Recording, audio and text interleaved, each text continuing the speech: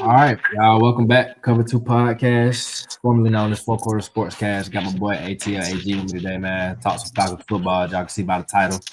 Before we get started, definitely make sure y'all like, comment, and subscribe. I had this video out today, as in September. What today's the date? 17th. And we're gonna have our live stream later on today. Going over the week 2 games and predicting the week 3 games. But it's Falcons time right now. Coming off a good Sunday night football win. Last time we made a video, we was previewing the Bucks game. Didn't get a chance to get the recap of that game in. So very briefly, we're gonna jump back to week 1. Um, we know we took an L in that one. We was predicting the close score. I really like the first thing I thought of was this headline right here. Like, is our young boy still cool, bro? Because what is going on? Like, Michael Penix, his heroics was on, they was on site for everybody to see. Really put the team on his back because we didn't have no run game that game. Defense was doing that thing. They just gave up a few plays here and there.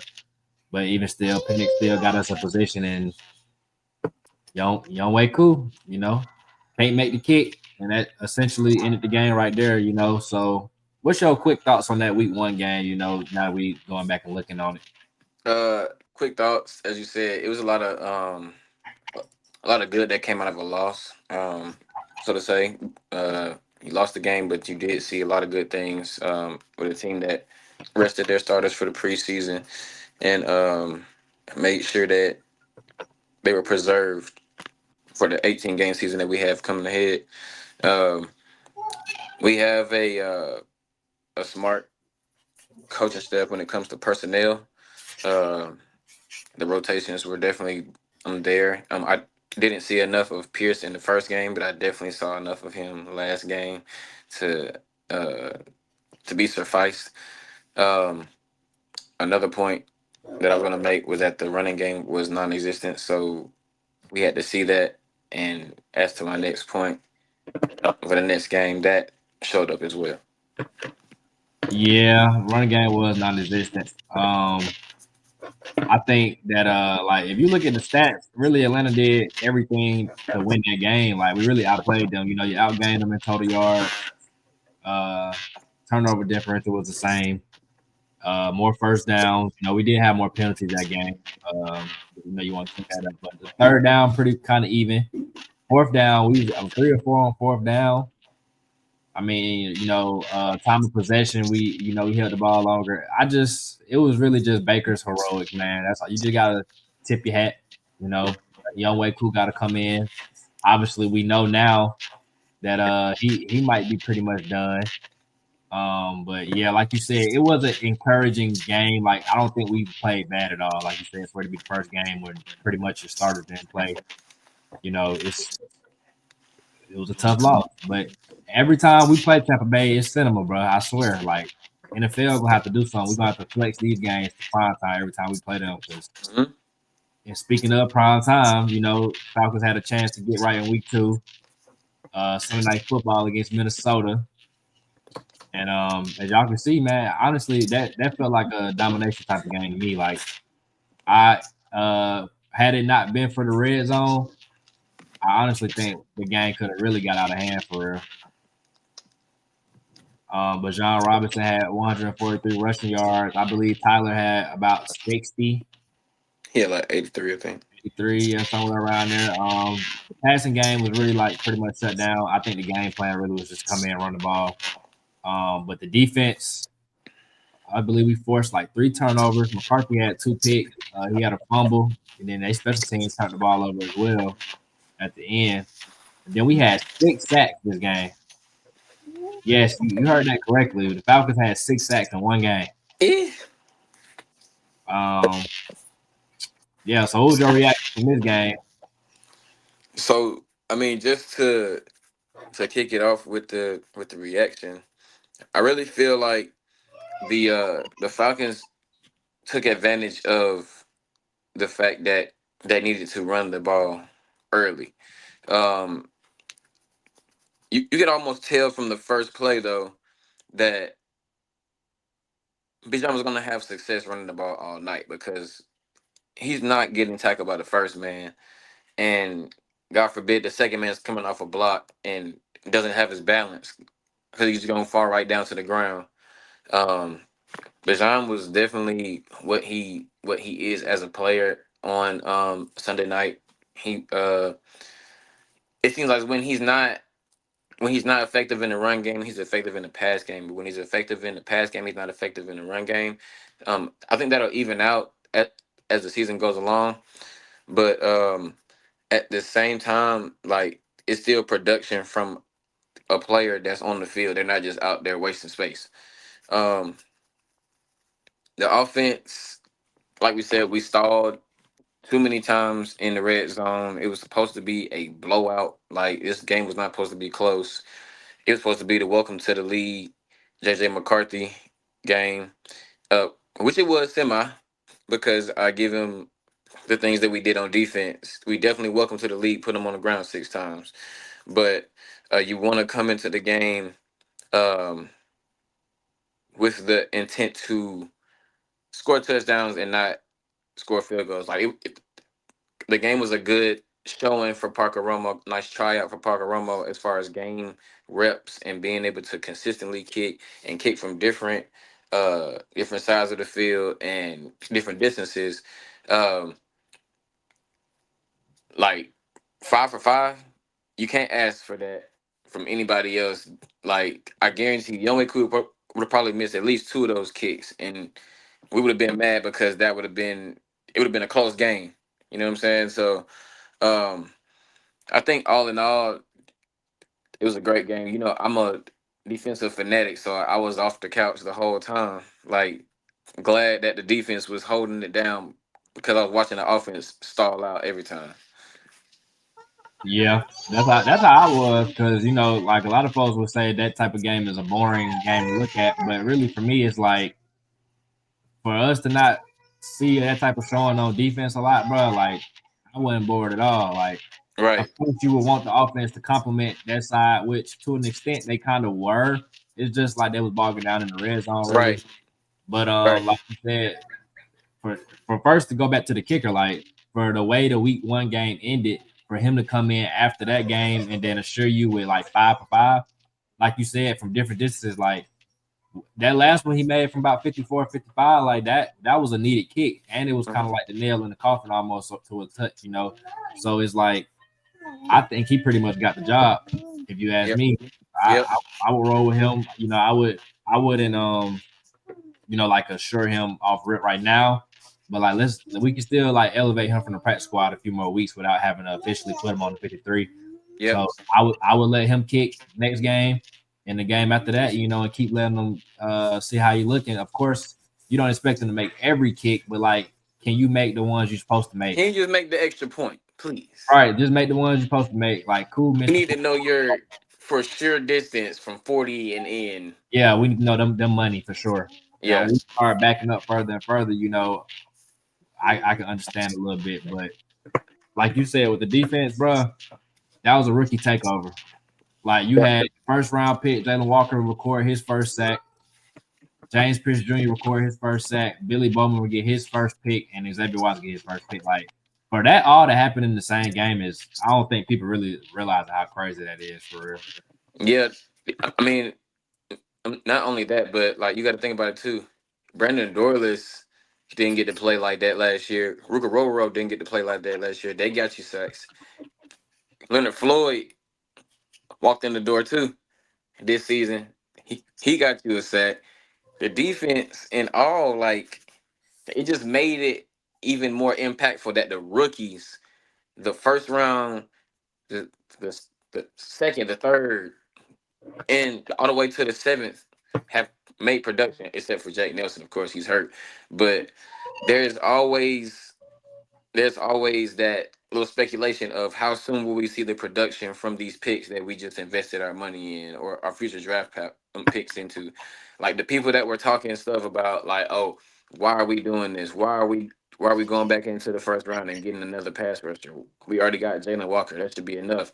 And then for them to see Jalen Walker in the preseason, oh, he's a bust. Oh, he's a bust, bruh. Like adjusting from college to NFL is definitely a process. Like it's two different speeds. You got people that's running out there freely in college, and like a system that's being ran in the NFL to where if the system is not ran correctly, it's obvious and it's blatant, and it can easily get you caught up, and you lose your job, and ultimately now you got to go sell cars on the side. You know what I mean? So Yep, for sure. um, for Even each one of our draft with picks, no matter where they were drafted, to do something that's big. yeah, nah, facts. Even like you just said, like if the system ain't ran properly, you'll be having the players looked at crazy. Because like even with Rook and Dorless last year, like you got people who be like, man, why you like you said, why you even waste a pick with them? We didn't see nothing out of them. But to be fair, they really didn't get no playtime for real. And Hmm. we all know like didn't nobody really look good in that system last year. And I even to go to Jeff Ulbrich for a second because like you see the stat right now currently it says the Falcons are number 2 in the NFL in total defense, number 4 in scoring defense, number 2 in passing defense, fifth in sacks, and tied for number 1 in takeaways. And that was after I believe the Sunday night game. So they might have moved somewhere, but still that's still impressive as hell. I don't care that it's week 2. Um, Man, what to even say that we're in the top of anything? right, and Jeff Ulbrich, shout out to him because a lot of people, even It's myself. night and day difference, man. Night Facts. and day A lot of difference. people like myself, we met that hire with like, we of course the Falcons did the bland thing, and Raheem Morris. We come into the season questioning him. You got to give him his props when he does do the right things. Like, okay, yes, you made a mistake with Jimmy Lake, you rectified it. You brought in Jeff Ulbrich, somebody who you trusted. So far, it looked like it's paying off. Terry Fontenot, you drafted Penix last year, was met with flat. You traded up for Pierce or traded back into the first round for Pierce.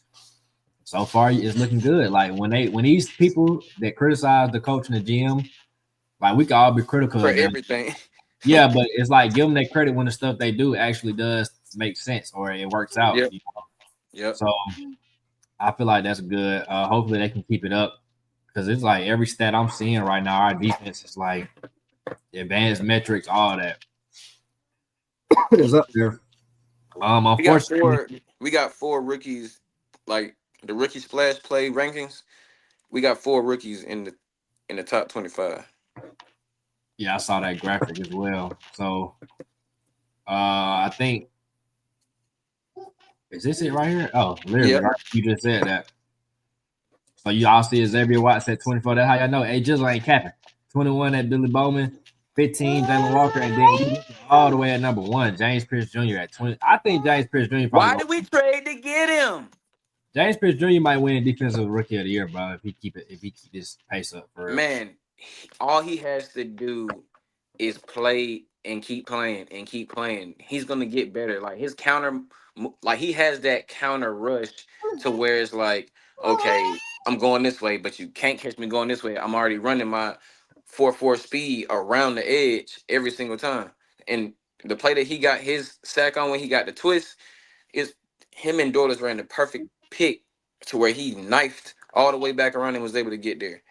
Facts. And shout out to Zach Harrison too, who got him a sack. I believe he like a third, fourth year Hey, guy, but I don't know if you noticed, bro. This man Root stole James Pierce's sack oh on yeah, his before second sack. on the red zone. Yeah, he was gonna have two sacks, and he stole his sack. I was like, man, And Billy crazy. Bowman almost had him another pick too. Yep, But yep. yeah, that was a good turnout. And of course, moving on to like the offensive side of the ball. Um, I mean, is it too early necessary to kind of like look at the offense as like what's going on? Because I still think we ranking pretty good in offensive stats besides just the red zone and actually scoring offense. Um, you know, here at Cover Two Podcast, we did allude to the fact that Penix might start a little. I don't even think he really started slow because the first game he did what needed to be done. I just think that game Sunday night didn't call for him to be the hero. Yeah. And Um. we played the game high, but Zach Robinson kind of been looked at a little bit. But like I seen somebody doing a film breakdown, and it was like really the red zone was kind of coming down to execution more so than like the play calls because we got people open or people not catching a block here or they dropping passes here and there. So is it too early to panic necessarily? Like, or you think the offense gonna come around? So I think it's definitely too early to panic. We got too many games left in the season. Um, but as far like when people bring up your not head coach, your play caller for the problems that's going on, is tendencies and time of calling, like Yeah, certain plays. he definitely struggles with that for sure. Yeah, so I think his tendency is to always try to counter what the defense thinks he's gonna do, but they already are prepared to stop what was like. Okay, it's just like calling a run. Okay, cool. You see, you see the defense shift down where you about to run the ball at, and instead of like giving him a second play that you know that will either check the other side or you check another play that's in the same formation and it's a pass instead to where they're overflowing to the other side, it's more so different than when you call in a play 3rd and 1, you in the pistol and you got to wait for the play to develop and the hole to develop, and you don't let 5 defenders get upfield and push your offensive line back into the field. Now 3rd and 1 becomes 4th and 3. So I mean, early to panic, it's too early to panic. Zach Robinson gonna get his selected chewing from Raheem when it comes to stuff like that. Um, but as far as the offense, I think that, like you said, Michael Penix, it wasn't his job to win us that game last week. It was his job to run the plays that was gonna help take the time off the clock, help keep him in a rhythm, so to say, with everybody, and keep the defense from sacking him too many times because they knew that Minnesota with their front is gonna come in with pressure, pressure, and nothing but pressure. It's double A gap blitz, it's mug blitzes, it's showing cover 2, but you're really playing cover 3, and you still sit in the house and it looks like this, but it's really that. And I really applaud Michael Penix for being able to adjust to that in game and not really take a grunt of the beating that we gave JJ McCarthy. Because it easily could have been the other way around with them sacking him 6 times and us not having a way to protect him. Um, Last game, I didn't feel like you said, it's not his job to win us that game because we rushed for over 220 yards. That's literally saying that you ran up and down the field on these guys. You were averaging a first down on every other play running the ball. The passes here or there, but you knew with the aggression of the defense. I think after Drake fumbled, that put Zach in a shell of like, okay, I gotta call certain stuff. I can't call all these pass plays because they're trying to get the ball out with everybody. Um, but at the same time, you don't want to put your whole hand out there. You finna play a division game, and your division opponent, you want to go up in your division, or at least have a 1-1 record now in your division, so that you can have a better record than your division opponent that we're gonna have to compete with for the South that we know in Buccaneers. Um, you don't want to put too many gadget plays out there, but being able to run the ball, we should have seen a little bit more play action. But at the same time, the timing of those plays takes a little bit longer. And when you got blitzes coming from every which way, you put Penix in a bad situation. That's my main thing. I just feel like with the effectiveness, the way we run the ball, that the play action game should be more prevalent, like in our offense. And like a lot of people complain about the pistol formation. I don't think it's necessarily like they in it too much because I our offensive numbers are what they are. Like we made it to the red Right. zone 5 times. Like under center, they already said Penix is comfortable with it. Like that's his not necessarily his preference, but like that's just what he did in college a little bit. So they're gonna tailor the offense towards the quarterback. But I feel like Kirk was in the pistol last year, so it shouldn't be a surprise to none of these folks, man. right, we've been really running the pistol since Arthur Smith came in for real. And like I just feel like I still feel like with the more mobile Penix is than Kirk, I felt like the boot game was gonna be there a little bit more, which like I said, it's only 2 weeks. And like you Right. said, they really didn't want him turning his back to Minnesota because they sent pressure like a mug, and you rather him have his eyes on that.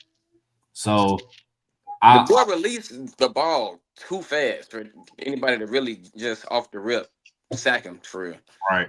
So I'm really looking at it, but I just feel like like you said, I don't have a problem with the way he called plays. It's the sequence of his play calling that kind of bothers me a little bit. And it's like, wow, what I mean by that, like you said, like okay, we was running that fullback dive with Algier on short yard situations. Okay, it worked the first 3 times.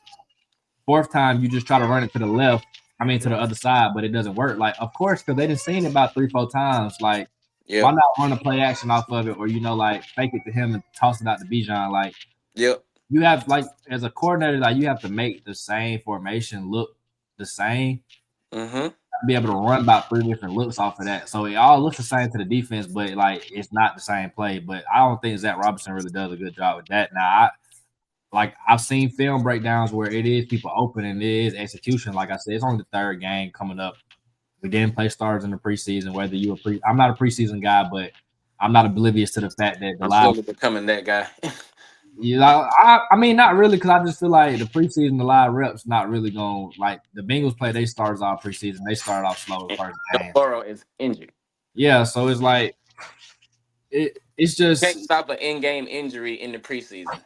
yeah, and then like that the reps really not benefiting in my opinion because it's like you're going It, against backups and it's not really your real scheme. So as no. far as just like your timing and all that, yeah, maybe.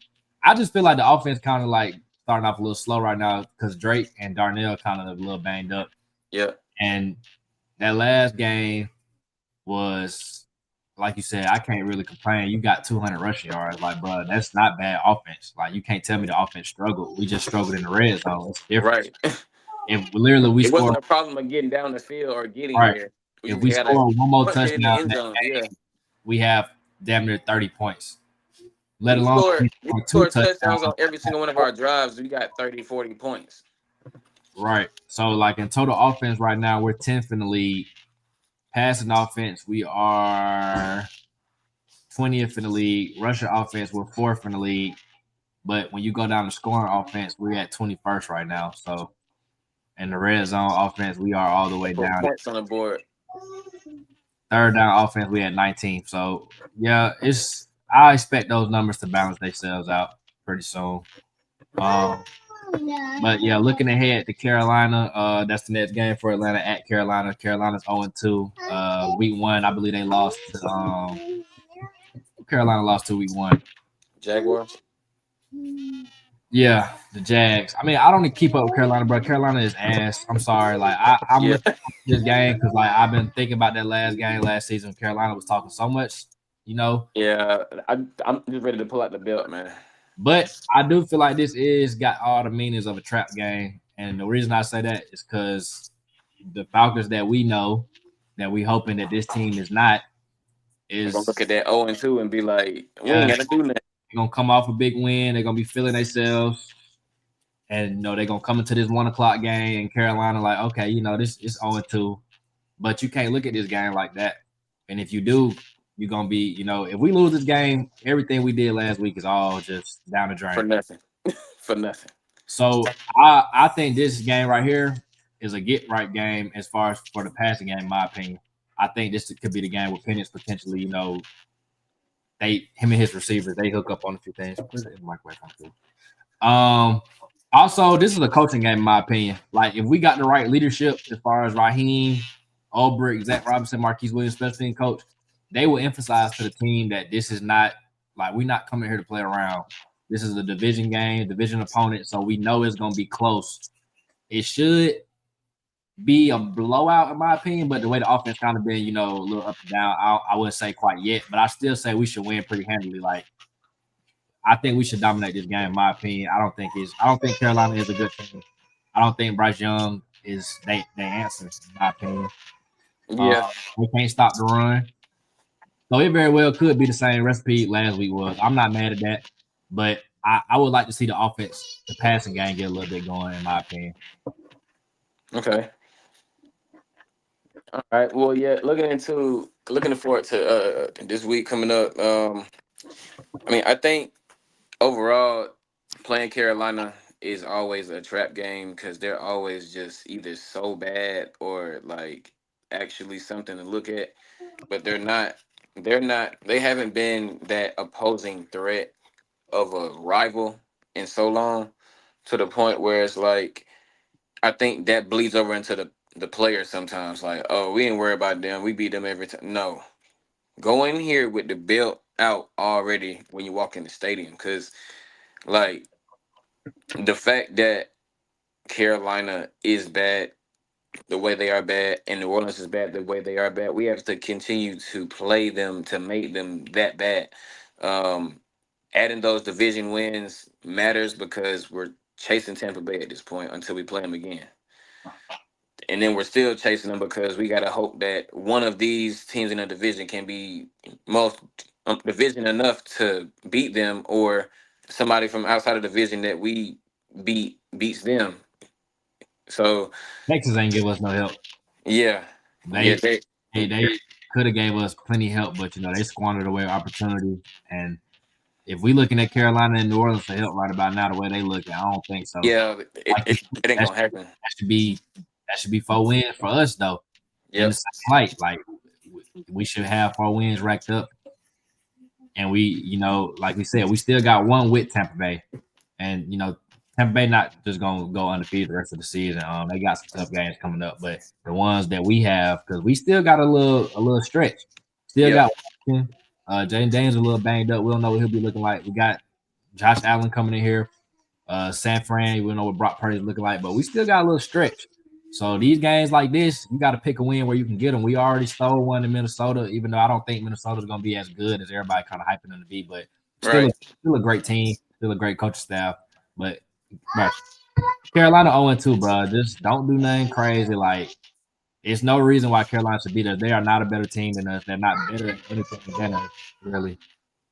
So Yeah, I think that that on the offensive side of the ball, the goal should be continue to run the ball, but now incorporate some play action because you don't have to worry about as much pressure coming from Carolina. Um, they have really kind of rebooted their defense. It doesn't look too good. It looks kind of dangerous over there to even be on the sidelines with them.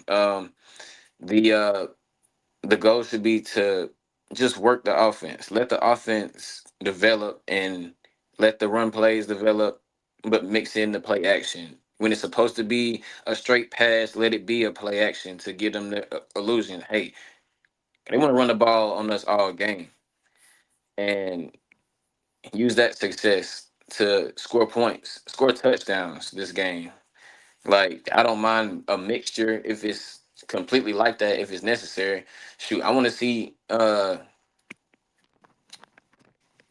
Parker Romo's range this week. See how far he can kick the ball. Like, instead of it being like, okay, we got to kick the ball because we couldn't get into the end zone. Like, the fact of the red zone being an issue, I think it'll be one of those things where they work on it this week, and it shows in the game, and it's just something else added on to what they've learned and developed from game one to now.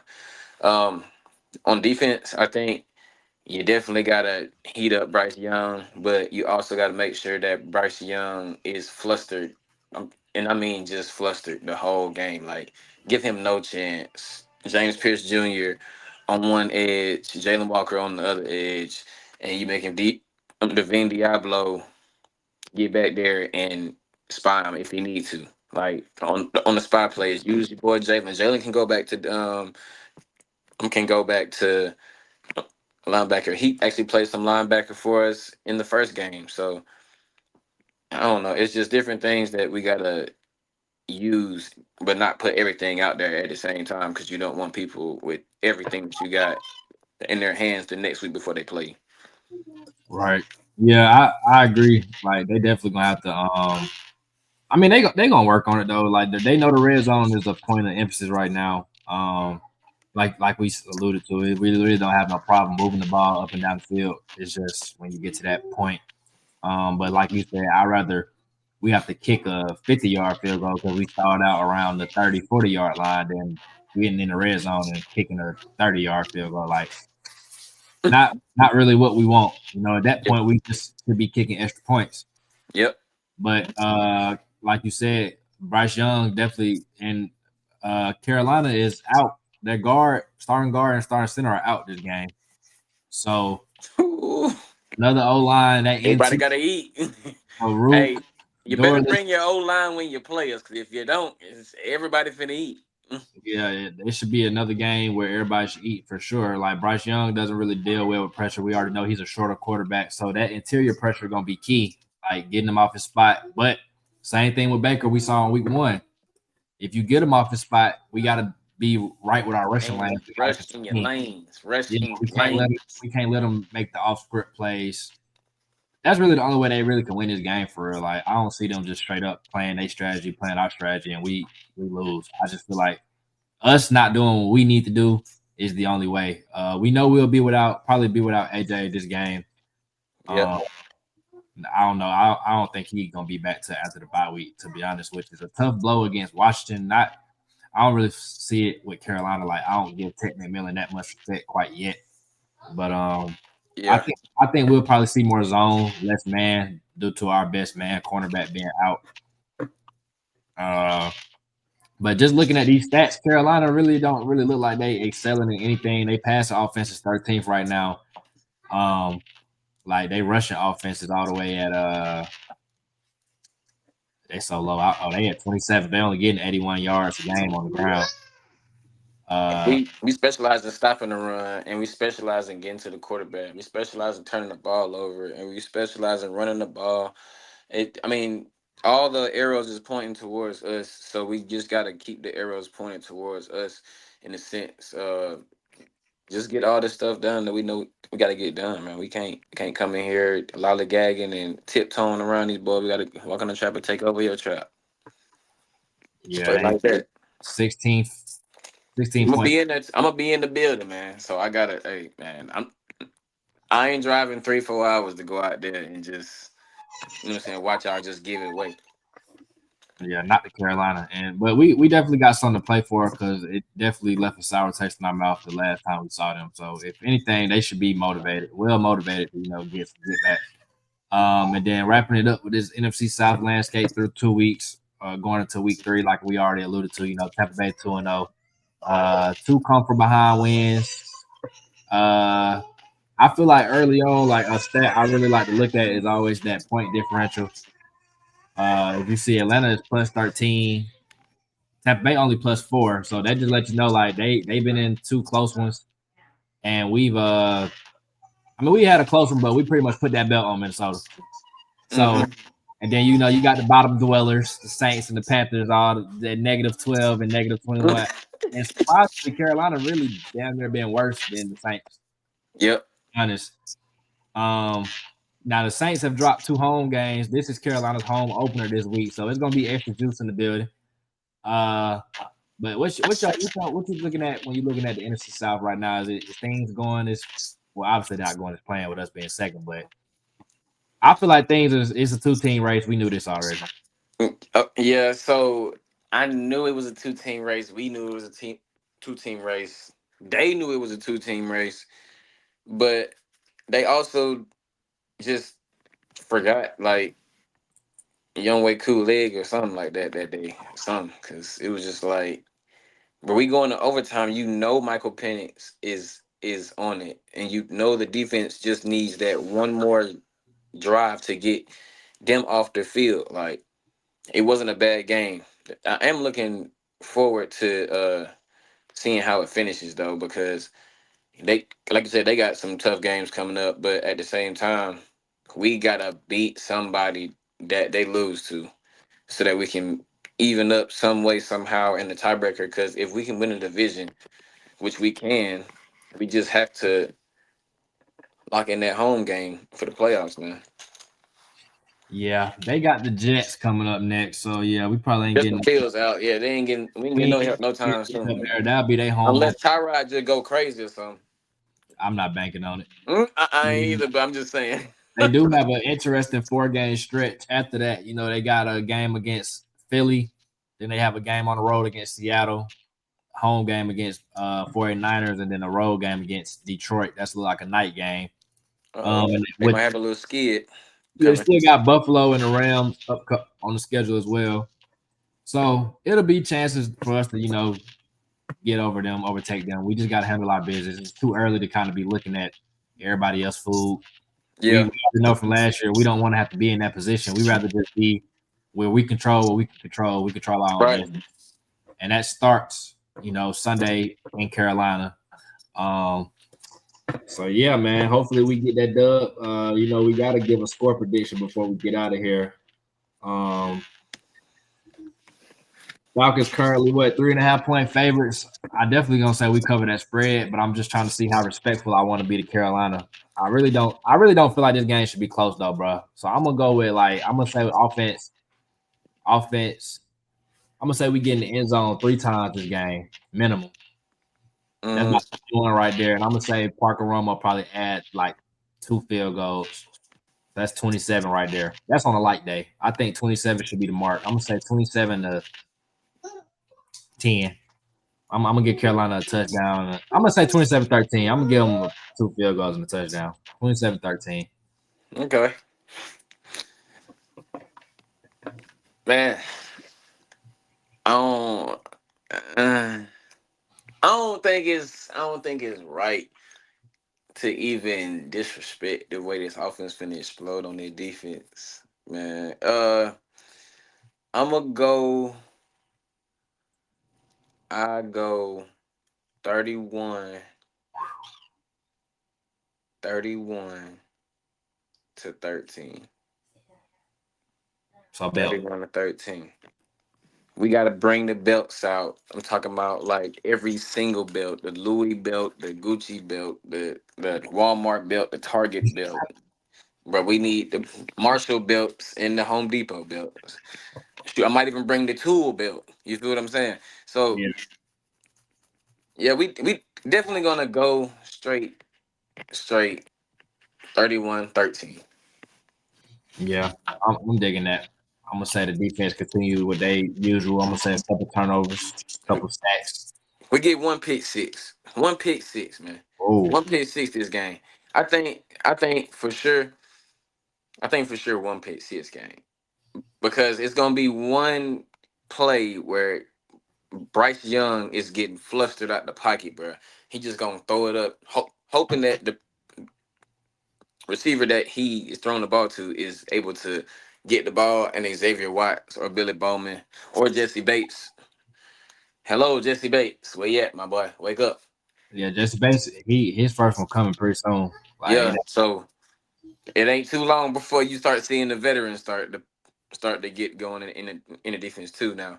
Oh, but no, real quick though, I do think watch out for C.J. Henderson or Natron Brooks to be elevated for um replacement for AJ. So yeah, yeah.